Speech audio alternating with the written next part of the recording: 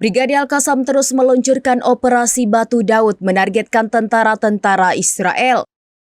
Mereka melakukan penyergapan kompleks yang menargetkan kendaraan musuh di jalur pasokan di daerah Al-Zana sebelah timur Khan Yunis di jalur Gaza Selatan pada 14 Juni 2025.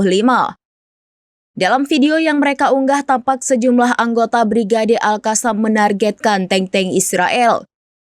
Tak hanya itu, mereka terlihat mengejar lalu menembaki tank tersebut berulang kali. Al-Qassam bahkan terekam menembaki tank tersebut dari jarak dekat hingga membuat kendaraan tempur itu kabur menjauh. Namun hal itu tak menyurutkan niat Al-Qassam untuk menghabisi pasukan IDF dan akhirnya mereka berlari mengejar tank yang berusaha kabur. Hingga video ini dirilis belum diketahui pasti jumlah korban jiwa dalam serangan Brigade Al-Qassam.